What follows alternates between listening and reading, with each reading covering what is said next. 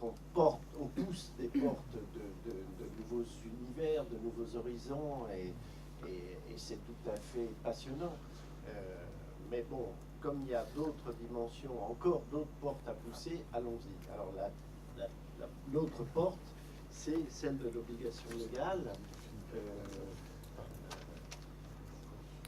Madame Compagnie, vous êtes intéressée d'abord aux portes en dur, c'est-à-dire à l'univers physique, à l'accessibilité.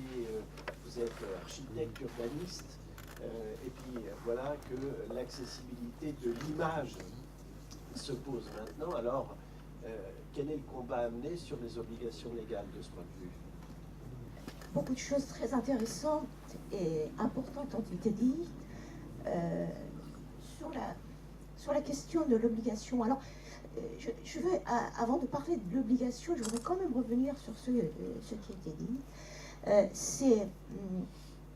Vous avez dit, Dina, c'est que les nouvelles technologies, enfin qui ne sont plus nouvelles d'ailleurs, les technologies d'information et de communication, qui se renouvellent constamment et tous les jours d'ailleurs, sont des outils extraordinaires pour l'inclusion des personnes en situation de handicap.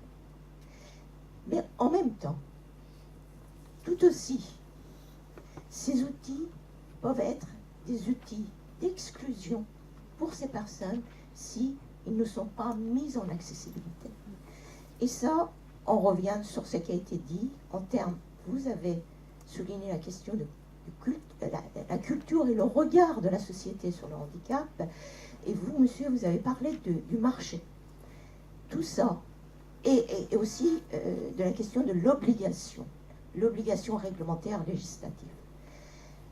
Tout ça, je pense que ce sont des éléments très importants parce que le regard de la société, c'est ça qui forme la manière dont la France fait face à la question de l'accessibilité. C'est pas une question, pour moi, l'accessibilité, c'est pas une question de financement. Parce que l'accessibilité, c'est un vecteur de développement économique. Parce que quand on fait de l'accessibilité, c'est un marché énorme qui s'ouvre devant nous. Alors, je reviens quand même sur ce qui est un peu l'objet de... Je vais venir par là, parce que je pense que c'est plus pratique. Ouais. D'accord, entendu. Mais c'est très bien. Compagnie prend les choses en main. Voilà, je prends les choses en main, bien. comme j'ai pris en main d'ailleurs il y a quelques années toute la réglementation sur l'accessibilité, puisque vous avez dit, oui, je suis architecte urbaniste, mais j'ai travaillé à l'origine de la préparation de la loi, ce qui est devenu la loi du 11 février 2005, qui a instauré le principe de l'accessibilité. Absolument.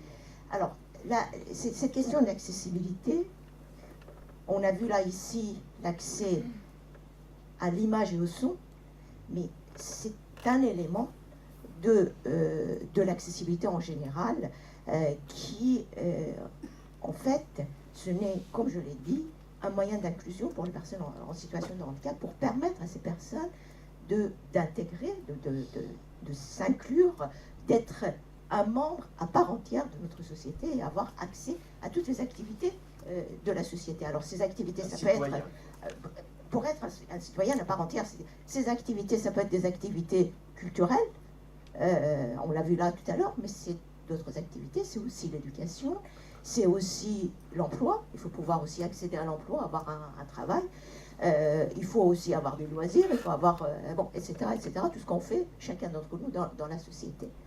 Pour ça, pour y arriver, il faut que la société,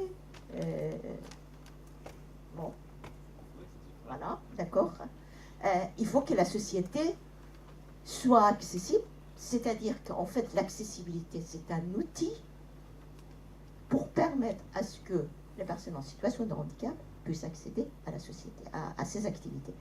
Mais je vais aller plus loin. Alors, je vais me baser ici, puisqu'on m'a demandé de parler des obligations réglementaires, je vais m'appuyer sur deux éléments. La loi du 11 février 2005 qui a établi l'ensemble de la réglementation en accessibilité en France. C'est une loi qui est très importante au niveau européen parce que nous sommes, alors qu'il y a quelques années, en 2001, on était 2001-2002, la France, on était vraiment en bas de la liste des pays accessibles en Europe.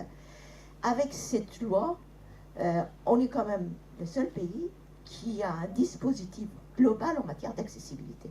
La question de l'accessibilité existe partout dans tous les pays européens. Il y a des réglementations, etc. Mais aucun pays n'a un dispositif aussi global qui intègre, comme je vous disais, l'ensemble des éléments de la vie de la personne. Et donc, ce qui dit la loi, et je termine pour dire que je m'appuie aussi sur un autre élément, qui est la Convention des Nations Unies relative aux droits des personnes handicapées, qui a été signée par l'ensemble des pays membres des Nations Unies en 2008. Ça a été transposé en droit français, aussi en droit européen. Donc c'est une obligation qui introduit le principe de la conception universelle. Je dis ça pour pouvoir répondre aux questions relatives à tout ce qui est appareil et tout ce qui est équipement et produit. Alors, l'accessibilité, bon, c'est la définition de la loi. Et en fait, la loi du 11 février 2005, ses dispositions en matière d'accessibilité, c'est pour mettre en place ce qu'est le principe de non-discrimination qui est prévu par le droit international et le droit européen essentiellement.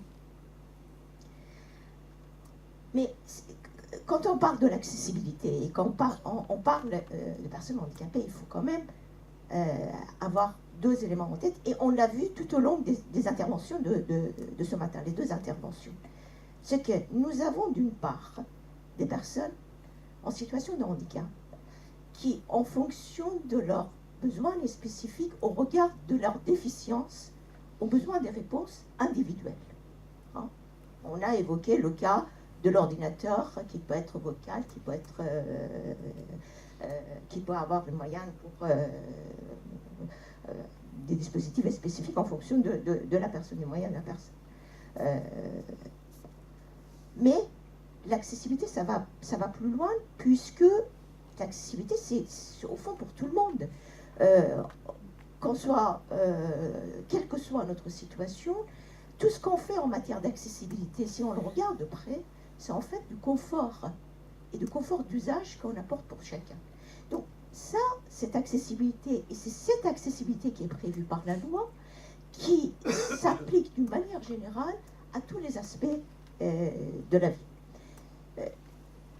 Et du coup, l'accessibilité répond non pas uniquement aux personnes qui ont des déficiences visuelles, auditives, déficiences intellectuelles, etc., mais aussi des personnes âgées, hein, des personnes qui ont des troubles de santé qui les met en situation de handicap de manière peut-être provisoire, hein, et puis aussi toutes les autres situations qu'on peut voir, hein, la liste est longue.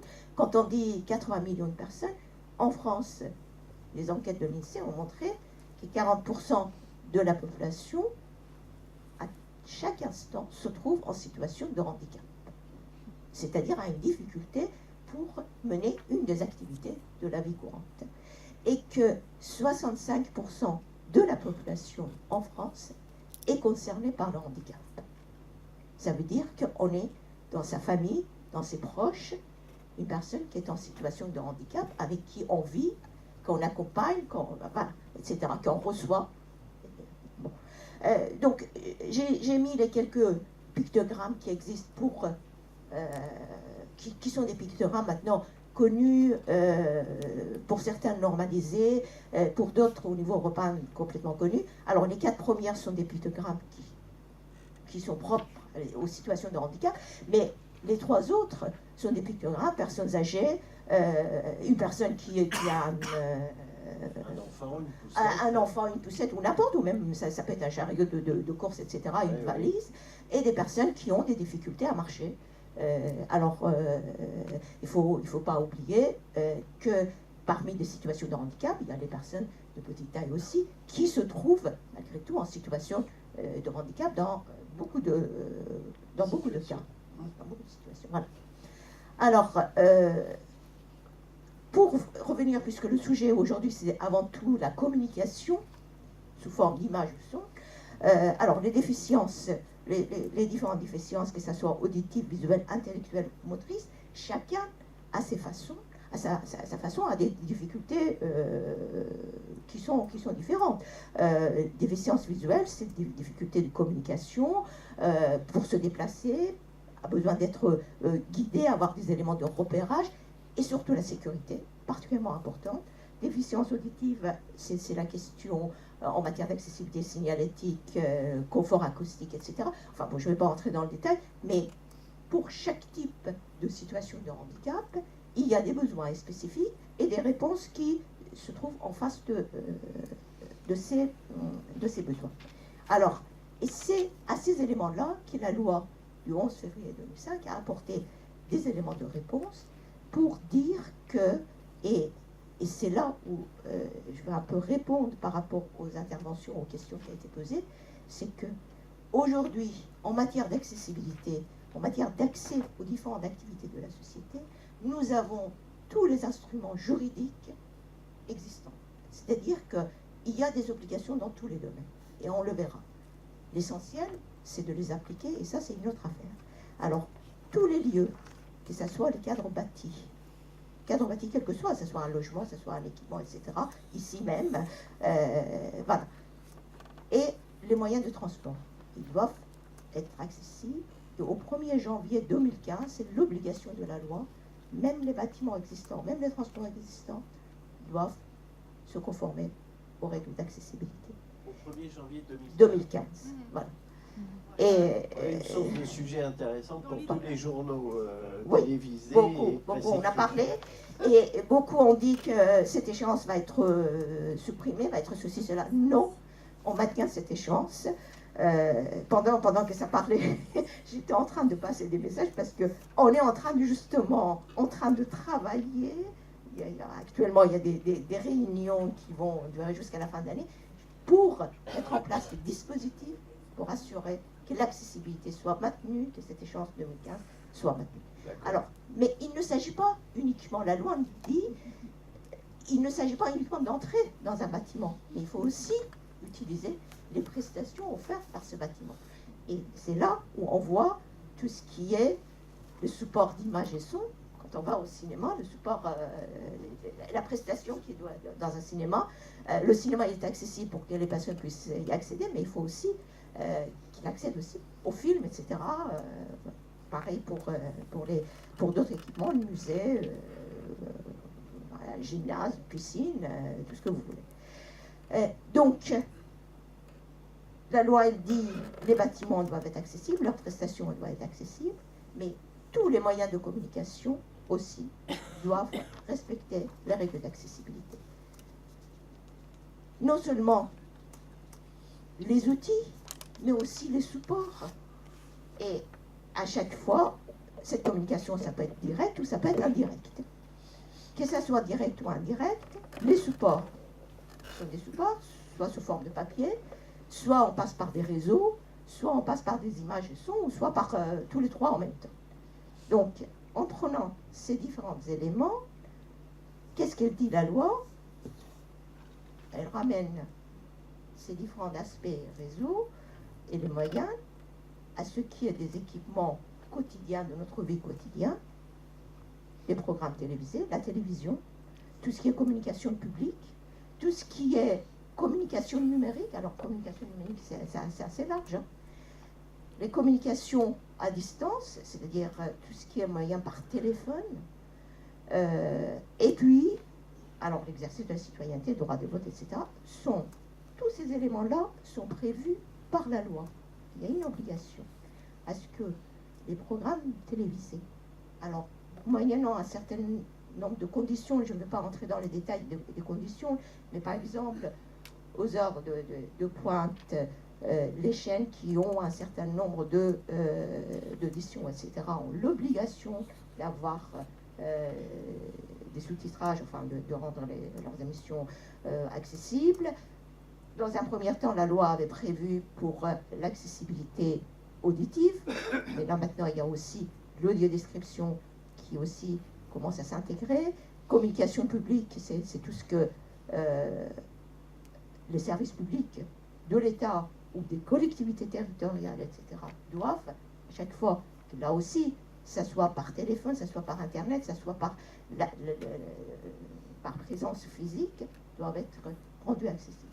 Donc, vous voyez qu'en matière réglementaire, en matière d'obligation, tous les domaines sont couverts. Cette réglementation existe. Donc, que ce soit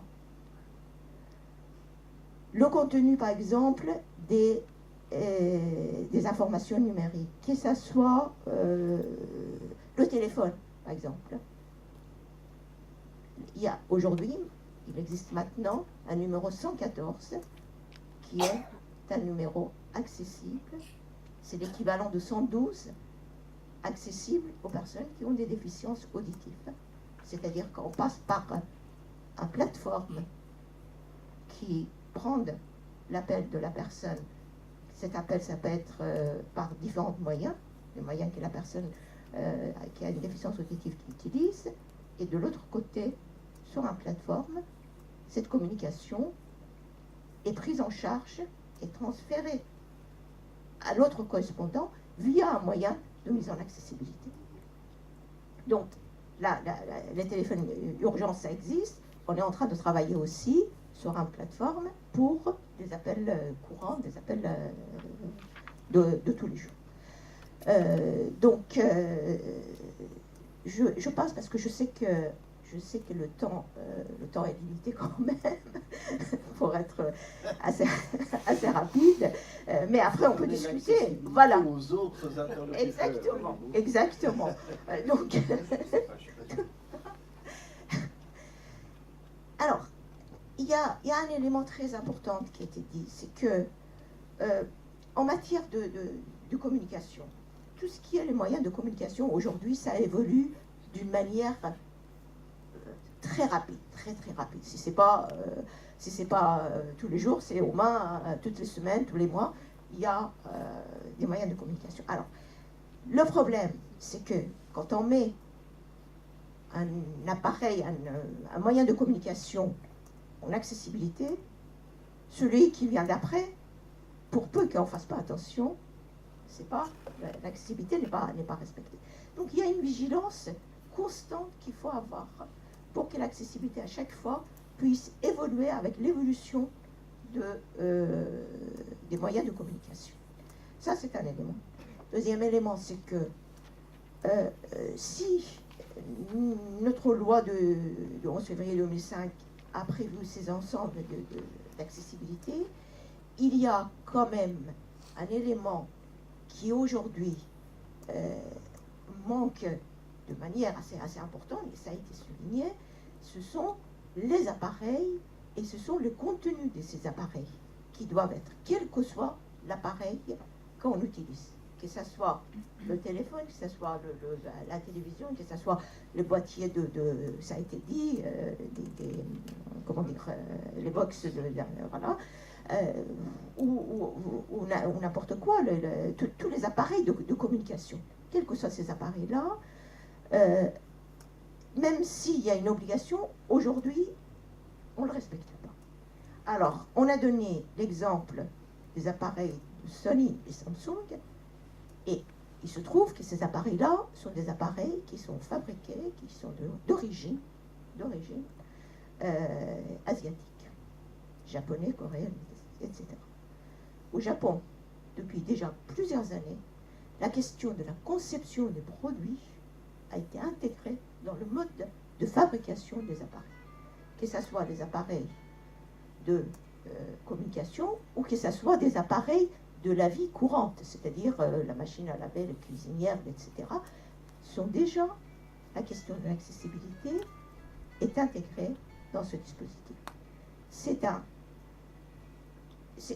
une question de conception à l'usage de tout le monde. Ce principe de conception, elle est ce qui est rendu obligatoire par la Convention des Nations Unies, dont j'ai évoqué tout à l'heure. On a une obligation de produire ces appareils accessibles. Ça veut dire qu'aujourd'hui, il faut que la question de recherche se développe dans ce domaine-là pour que les industriels, les fabricants, dès l'origine, intègre ce principe de conception. Et quand on conçoit des produits accessibles pour les personnes en situation de handicap, tous les autres aussi en bénéficient, quotidiennement on le voit. Sur chaque produit qu'on utilise tous les jours, chez soi, à l'extérieur, n'importe, si on intègre le principe de l'accessibilité, on voit à quel point c'est beaucoup plus simple, c'est beaucoup plus facile. Pour vous donner un exemple, ne serait-ce que dans le transport, vous l'avez vu, vous constatez, il y a par exemple une ligne de métro, il y a quelques lignes de métro qui ont appliqué le principe de l'accessibilité avec l'affichage et l'annonce des stations. Oui. Eh bien, qui peut me dire qu'il n'a pas utilisé ce moyen pour savoir où est-ce qu'il est, où est-ce qu'il doit descendre. C'est un principe d'accessibilité, mais qui sert à tout le monde. Pareil, encore un autre exemple, l'affichage sur le fronton des bus qui sont aujourd'hui avec des lettres très grandes, enfin assez grandes. Ben, ça, c'est une obligation de la réglementation de l'accessibilité. Eh bien, tout le monde s'en sert, tout le monde le trouve très bien, etc., etc. Quand le transport est rendu accessible, il y a une fluidité en termes de circulation qui est utile pour tout le monde. Pareil, quand on a un produit quotidien à l'usage de je ne sais pas, une machine à laver qui est rendue accessible, si tout le monde en profite. Enfin, voilà. Donc, c'est cet aspect-là qu'il faut aujourd'hui que ça s'intègre dans le mode de fabrication et de construction des industriels en France et en Europe, parce qu'en France, ce n'est pas uniquement les produits qui sont fabriqués en France, c'est des produits qui sont fabriqués aussi en Europe. Et puis, que les produits accessibles qui sont fabriqués aux États-Unis, qui sont fabriqués au Japon, au Corée, etc., qui puissent aussi venir en France, en Europe, avec les mêmes normes, avec les mêmes conditions. Voilà, merci. Merci Madame Compagnie, merci beaucoup.